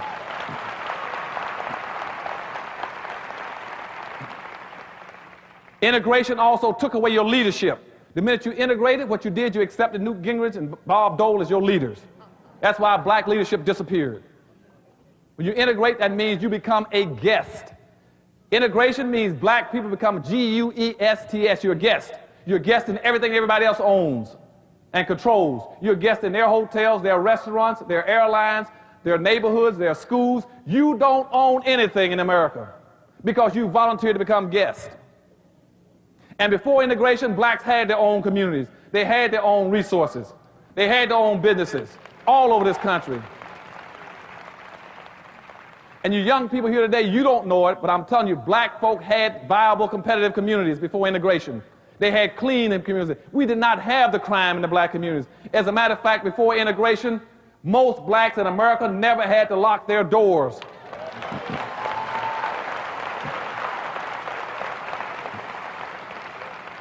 And a part of the problem is we don't lock because we didn't have locks on the doors.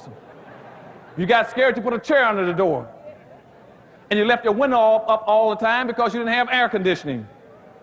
And most blacks in the South, where I grew up, when the mother would leave home, she'd say, "Miss Jones, I'm going downtown, watch the house." And I could walk, as a child, I could walk through almost every house in my neighborhood, through the front door and the back door, because open, nobody cared. Or I could go into a house and borrow some sugar and go home, nobody cared. And everybody knew each other. But what they did with integration, they took the Highway Act and said, if you all want to immigrate, you're going to come here without any power and resources. So they took the Expressway of 1952 Act, and they drove an expressway through every black community in America. And so now, any city I go to, I can find a black neighborhood by finding the expressway. Either the black neighborhood will be up over it, underneath it, or beside it. And now you have no black businesses. And in North Carolina, where I grew up, my family was the only family that had a part ownership in the only black bus line in the entire United States. We didn't have a bus line with 3 or 4 buses. We had the biggest bus line in the state, and the only one in America for blacks. We had over 500 buses. We service the black neighborhoods and the white neighborhoods. What put us out of business was not Duke Powell, who we put out of business. What put us out of business was integration. Because when Martin Luther King and Rosa Parks integrated the buses down in Montgomery, and black folk wanted to sit on the front of the bus. When it got to North Carolina, the people in North Carolina, the blacks said, we want to sit on the front of the white buses too. And we said, but we don't have any black and the white buses up here. They said, well, get some so we can sit on the front of them. And so we went out of business. We had black cab companies. We had 2 black cab companies, the Harris and Camel City cab companies. They went out of business. You know why? Blacks didn't want to ride in the black cabs anymore. They want to ride in the white cabs. They wanted to ride in the yellow cab and the bluebird cab. We had our own theaters. We had the Lafayette, the Lincoln Theater chain all over America. We had film companies in Jacksonville, Florida. Norman Productions in Jacksonville made black westerns and black love romance films. We had a black studio in Chicago and a black studio here in Hollywood called Hollywood Productions. It was black owned. We made our own films. Now we have no studios, no distribution system, and no theaters. And what I'm telling you all is you're going backwards. We had mattress factories, we had broom factories, we had blacks in the oil drilling companies. We had a black railroad line in Jacksonville, Florida. We had another black railroad company in Oklahoma. And now we have nothing in the entire United States because integration took it away from us. The other thing the integration does for you, you got to understand, integration also is draining your capital. All your money now is moving out of your community into the white community. Okay? Black America right now is the 9th richest nation on earth. We got approximately $380 billion worth of disposable income. We're richer than Sweden, Australia, Canada, Pakistan, India, and all the black African countries put together. But we're the poorest nation on earth because we violate every principle of economics. Your money is supposed to stay inside your community and bounce 8 to 12 times before it leaves.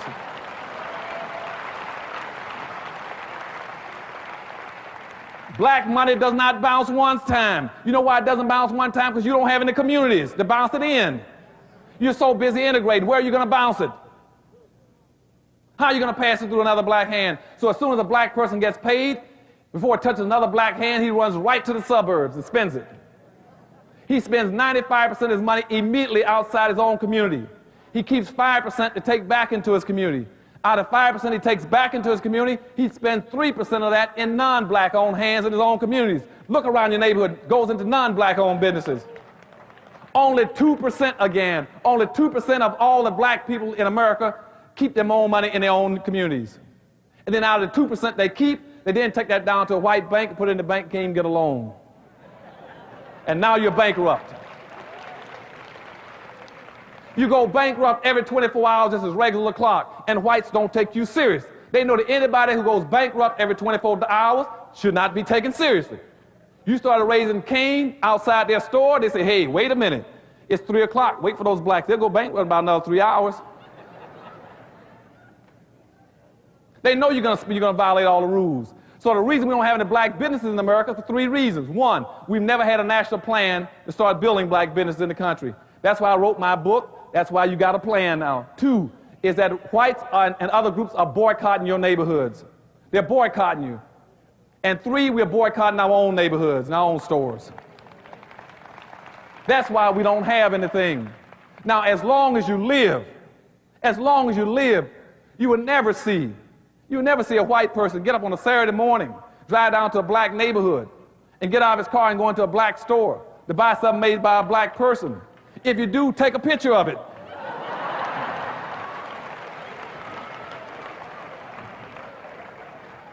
You have something very valuable one day. All over America, on Friday evenings, go to any big city, and you'll see blacks lined up to get into Chinatown, to go to China, eat some Chinese food. Have you ever seen Chinese lined up trying to get into a black town? Somebody is not playing with a full deck. You're not playing the game to win, you're just playing. And you got to stop spending your money. So then I go to various cities, and blacks got the nasty habit, when company comes, putting them in their car on a Sunday and taking them out to the white community and say, let me go out and show you some nice white homes. Y'all know what I'm talking about? Let's go out to look at the white malls. And then they come back home and say, how in the world can white folk afford all those fine homes and big houses? It's easy. It's your money. You see what I'm saying?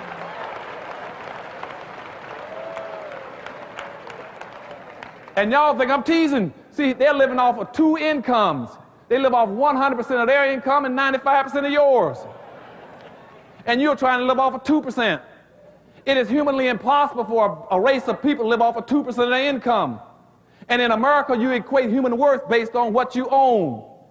And if black folk don't own 2%, that's why white racists say, black folk ain't worth 2 cents. Because we don't own anything, and human worth is equated in this country based on what you own and control. And we violate all the premises of economics. We have yet to learn how to practice group economics. And the last thing about integration is that integration got a quota system, and you need to know this. It's got a quota system. You hear white somebody against quotas, they're wrong. It's got a quota system. Anytime you get more than 5 to 8% of blacks involved in anything, whites are going to put up chain. They're going to stop you. If more than 5 to 8% of blacks move into their community, they're going to put their house up for sale. If more than 5% of the blacks, 8% of blacks go into their schools, they're going to pull their kids out of school. If more than 5 to 8% of the blacks come into their businesses, they're going to move the business out of town, cross town, out of the country. If more than 5 to 8% of the blacks come into their association, they'll resign. They got a quota system. And people say, well, blacks are against affirmative action. No, they're not against affirmative action. They're against affirmative action for you. You see, they say, well, they're against a set-aside. Racism is nothing but preferential treatment for whites. They say they're against preferential treatment. You hear them say they're against set-asides.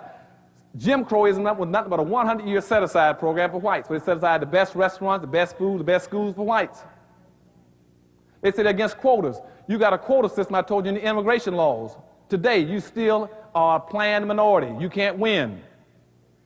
So now let me get to some solutions for you very quickly, my few more minutes I got left. What we're going to do across this country now is what's called Powernomics.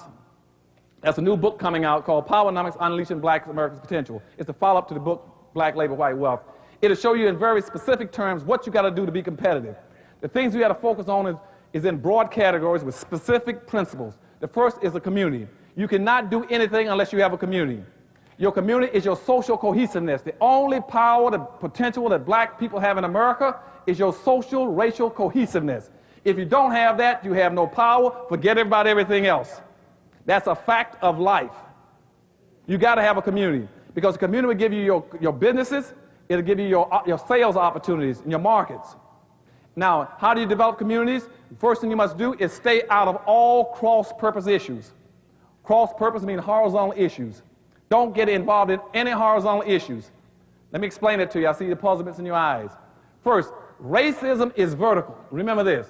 Racism is straight up and down. Racism means I don't care whether you're the lowest income black or the highest, the best educated or the least educated. It doesn't make any difference. You're all in the same tube. Okay? That's what Malcolm X was asking, what is a black man with a PhD? Remember that saying? And he answered, well, he's still a Negro. Okay? It means it doesn't make any difference. You're all in it together. That's straight up and down. Horizontal issues are any issue that pertains to everybody, stay out of it. You're the weakest and poorest and most vulnerable people. Don't get involved in it. Because the only people that can benefit are those people who are directly behind where the horizontal crosses the vertical. Okay?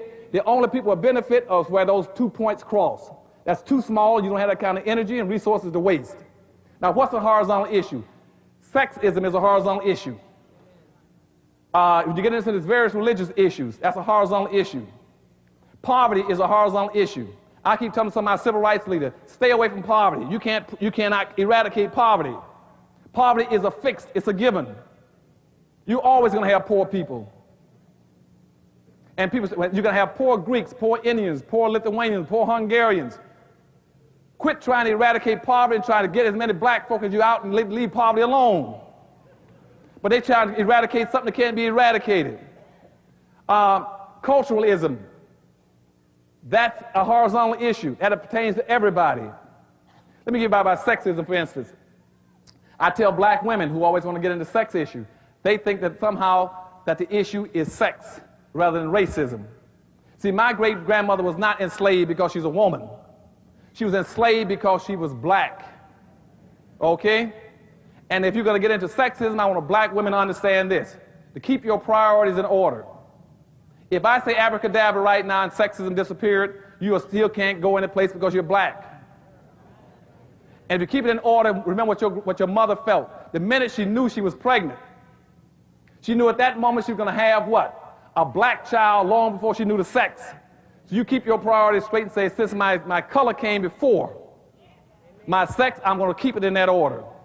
You always stay black first.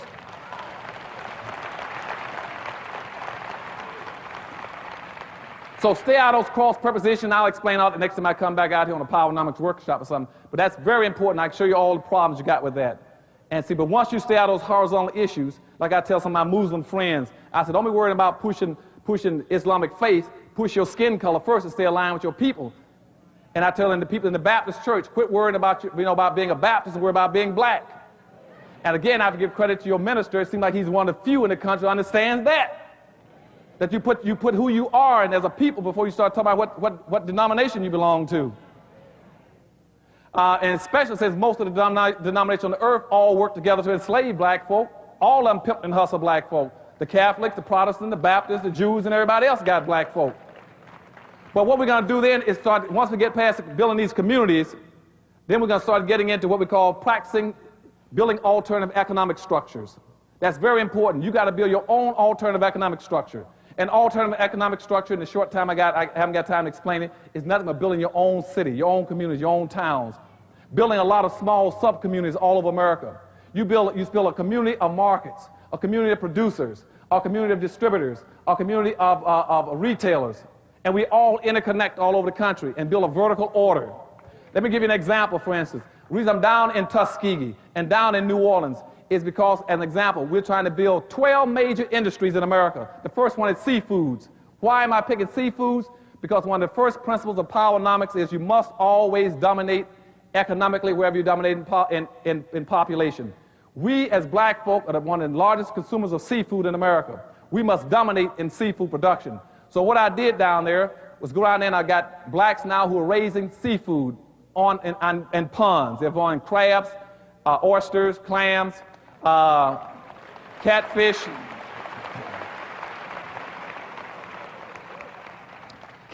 trout, and bass. I'm building 1,000 acres of sea ponds, food ponds, aqua ponds, where they're raising seafoods.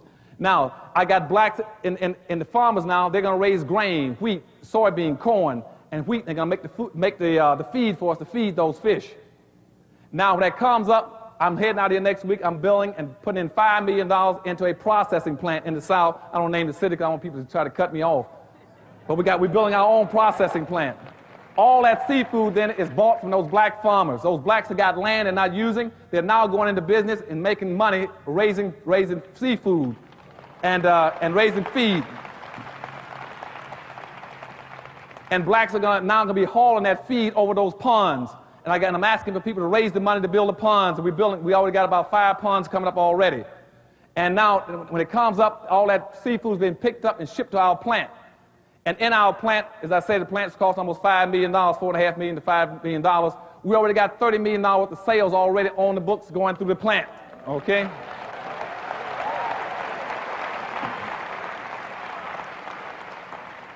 Now, once that seafood comes in that plant, it's processed, diced, sliced, and prepared. And then it's shipped out of there up north. I've identified 12 major cities in the north where I'm building receiverships, distributorships for that seafood to be trucked up to and sold out of there. Detroit, Michigan, New York, Philadelphia, Pittsburgh, Houston, Oakland, California, and New Orleans. And people ask me about Los Angeles. Now, when the food gets there, we're going to have a freezer where all that food is stored. And then we're setting up franchises, fast food franchises, that food would then be transferred over to restaurants. Now, we got the prototype restaurants up now in South Dade. 2 restaurants. They are fast food restaurants called Fish Cities. They're selling the fish and all kind of seafoods with a special kind of menu. Now, McDonald's and Burger King, our 2 competitors on both sides, do about $780,000 a year. We do twice what McDonald's and Burger King do and sell, okay?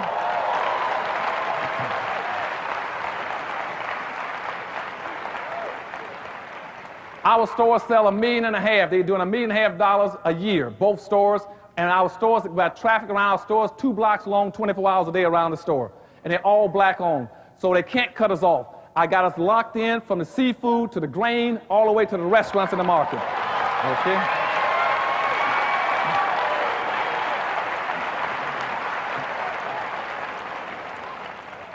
And the only way they can get me out is to turn my people against us. And they can't turn us against us because I love my folk too much and they think too much of what I'm trying to do for them, so they can't get us out. Okay. And so in those cities, we're selling those franchises to blacks at half what it costs to go into a Burger King store. Burger King store costs you about $550,000 to start a store. Our seafood place costs you about $250,000. And you bring back twice the profits. Okay? So we are beating them in that score. Now, also along the line, we're setting up other kinds of operations. Blacks will be going into the trucking business, servicing that. It's vertically ordered. And some blacks will be selling the restaurant suppliers, the security service, the building the stores, insurance and stuff, the employment agencies. And in each city, our stores will produce something like about 50 businesses per store just in seafoods. Per city, 50 businesses per city. And any blacks can get these franchises, and you all going to have a chance to get them out here in Los Angeles. We're going to come to Los Angeles someplace like next June. At that point in time, save your money and start raising capital.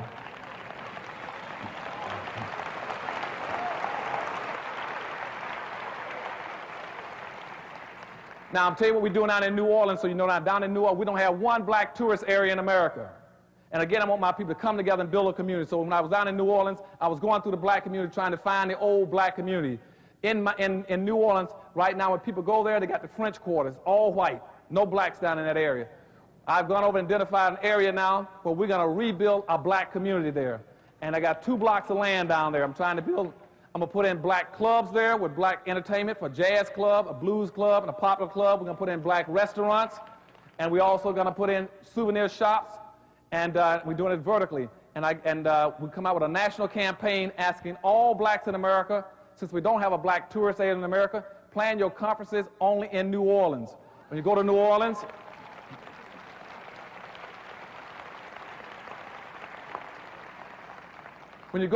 I'm asking blacks down there to save your money and help me buy some mini buses. I want about 10 mini buses to set up a bus service schedule to go in and out of every hotel to haul those blacks over to that community where they can be entertained and be fed and dined and wined and taken back to the hotel until we build our own hotel in New Orleans.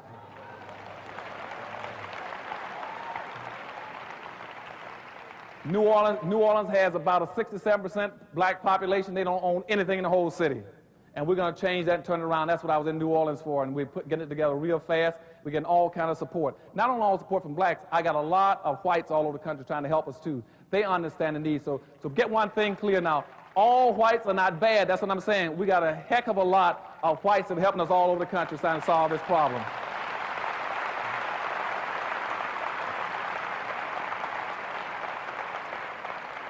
Because a lot of them understand, they know that we cannot make it otherwise, so they're helping us. Same thing, and let me give you one other example. The third business coming up is leather. I'm trying to get blacks to compete in the leather industry. Now, right now, most of our leather is coming in from Taiwan, Korea, Hong Kong, China. And the reason they're going that way is because they got environmental laws where they can produce the leather cheaper by the labor and also by the environmental restrictions for tanning. I found out how to beat them, so we're going to build a leather industry. I'm trying to get blacks together now. We're going to set up our leather procurement system in Florida. We're going to buy skins, reptile, cows, sheepskin, cow skin. We're going to have a procurement system in Florida. We're trying to build a tannery in Haiti. There's no cheaper labor market in the world in Haiti. And we're going to build a tanning plant there where those blacks will have a chance to own that plant along with blacks in America. And while the Asians are shipping their leather to Hong Kong and China to be processed, which will take 60 days, I can ship mine over there in 3 days in Florida and get it tanned and get it back. Okay.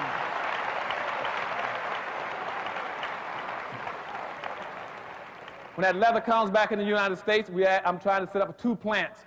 One plant in New York and one in Pittsburgh, where blacks will own a plant. It's a cut and sew operation. That leather come in there, they can produce at least 5 different kinds of leathers. Leather for furniture, leather for shoe leather. They're going to produce utilitarian leather, also wear leather, purse bag, and belt leather. Okay? Once that leather's been produced in those cut and sew factories, it's going to be sent all over the United States to 2 major distribution centers, one in the west and one in the north. where blacks like you all can say, I want to be a distributor of that leather. I want to be a warehouser, wholesaler of that leather, any of it. Then we're going to put retail shops in the malls in each city and in all these communities where you can sell black-owned leather. Then I'm asking the black entertainers, athletes in America, it's quick going on TV, advertising Japanese and Asian leather, advertise good black leather.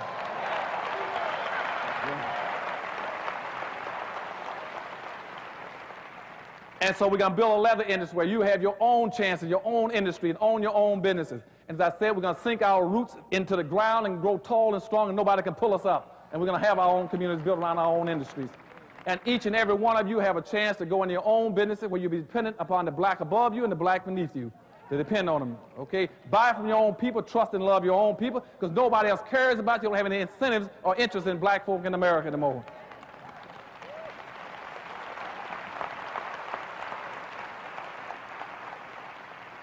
And the last one I'm going to give a point is Detroit, Michigan. Going into Detroit, Michigan is 84% black.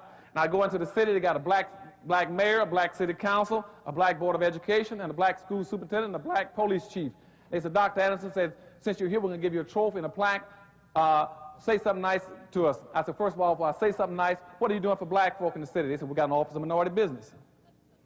I said, you got an office of minority business? They said, yeah. I said, that's the first office you should have closed down.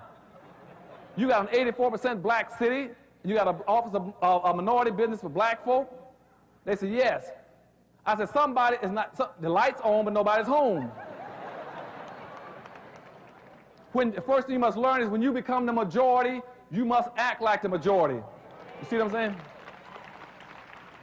In Detroit, Michigan, it's just reversed. You got an 84% black city, and you got a 3% white population. The blacks are acting like they're the minority, and then when they're the majority, and the white minority is acting like they're the majority. So everything downtown is owned by whites, everything in the city is owned by whites. Blacks own nothing.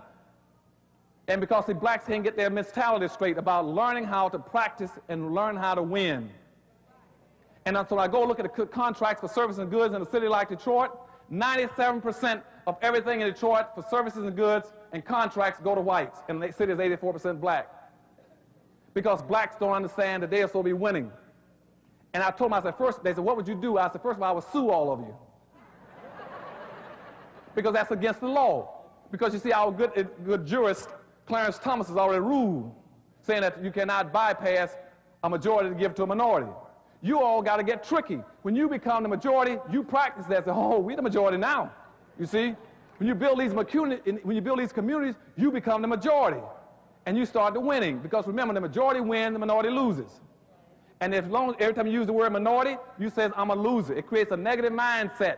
Quit putting that negative mindset in your children's head. And say, when you become the majority, we're going to win. And so therefore, I say, I'll take all of you to court. And the same thing in Washington, D.C. Washington, D.C. is 77% black. And the white developers just went to court to sue blacks in Washington, D.C., saying that they want that the 20% set aside for minorities in the water system there is unfair for to be giving minorities anything. And I agree. I said, you're right. I said, because the whites are the minority. And would you all believe that blacks, they're fighting to preserve a minority program in a city where they are the majority? Because they can't switch gears. And so what's happening in this country now is now people have become paralyzed. They're just like a deer standing on the highway at night in the bright headlights of an oncoming truck. They can't figure out what it is, paralyzed, standing there frozen and getting run over. So what's frozen them is this whole concept of a colorblind society. You do not live in a colorblind society. What that whole concept means is let's pretend that we're colorblind and don't see black folk. Now, that concept came out of one of the think tanks again. And the think tanks came up with this solution, say, how do we maintain this inequity where whites are 50-foot giants and blacks are 1-foot midgets? They say, pretend that everything that black folk want, that you've already given it to them. They say they want freedom, say abracadabra, you got it. See, they're not empowering you. They're just giving you symbols and slogans rather than the tools. You want to be equal? Abracadabra, you equal. You want equal opportunity? Abracadabra, you all got it. And so now all the conservative elements of this country have figured out if they go back and take the language of the civil rights movement and use it against black folk can't move.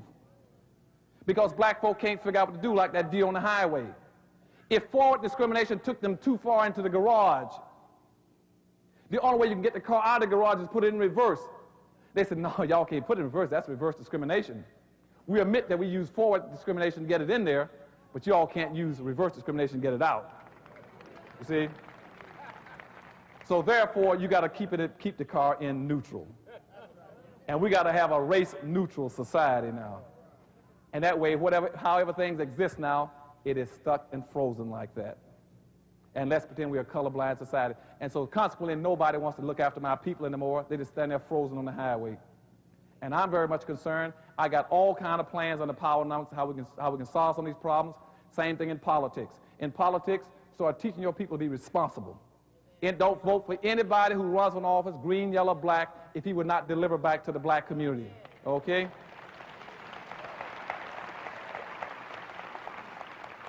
Politics is a process that simply defines who's going to get what out of life. But it must be based on quid pro quo. Everybody you put in the office must deliver something very specifically back to the black community. Don't let them get off the hook by saying, well, I'll hire a black person. I don't care. Clinton will give you that same tale. I'm going to hire a black. I don't care who he puts as a secretary. That's not the issue. What is the black community going to get back in return for its vote? And that's why they keep sucking you don't ever get anything. Because we don't raise Cain. It must be quid pro quo, something for something. If we give you something, you owe us something back to the race. And that's why in the last election, I was Clinton's political advisor in Maryland. Clinton got 41% of the white vote, 42% of the Hispanic vote, and 43.4% of the female vote. But 92% of the black vote hasn't done anything for blacks yet. Because nobody wants to do anything for us because we don't demand and insist on it. And you must hold everybody accountable. If a black person runs for office, you go after him and take him out of office too. Any way you can, okay? I know my time is up. I've been watching my clock.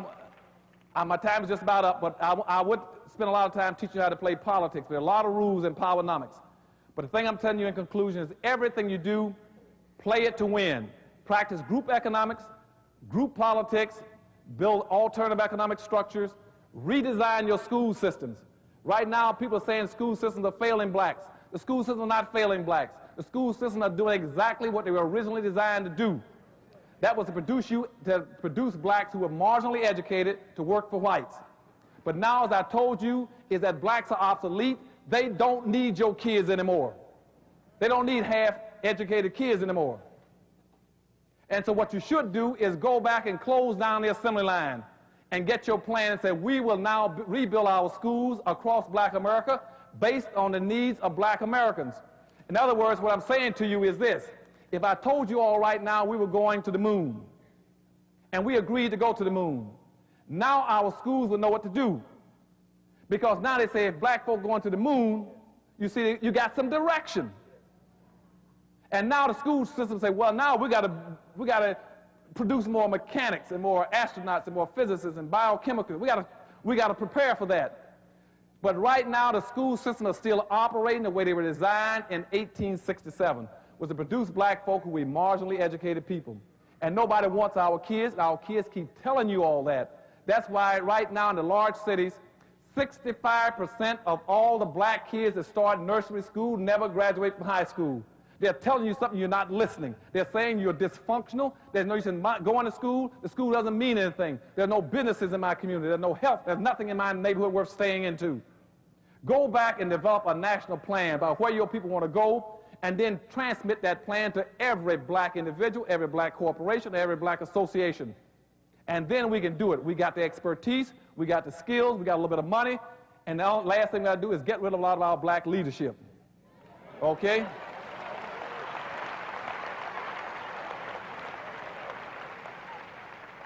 All these black leaders in America now that head up our 2 or 3 major institutions keep talking about looking out for everybody but black folk. You tell them that day is over. Nobody's going to sell black folk anymore. The day of selling black folk over. If you want to sell them, you got to find yourself another job. Because right now, black folk are hurting too much, and it's too bad for us in this world to keep letting black folk get up there and get in these high positions and talk about everybody but black folk. If you don't want to be black, go home and sit down and look at TV.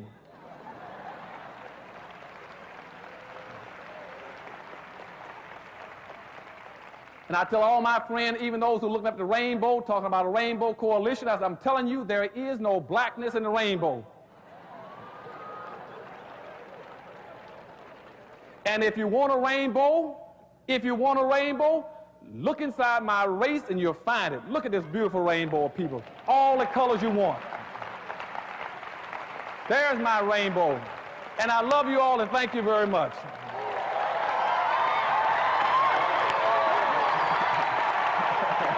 Thank you.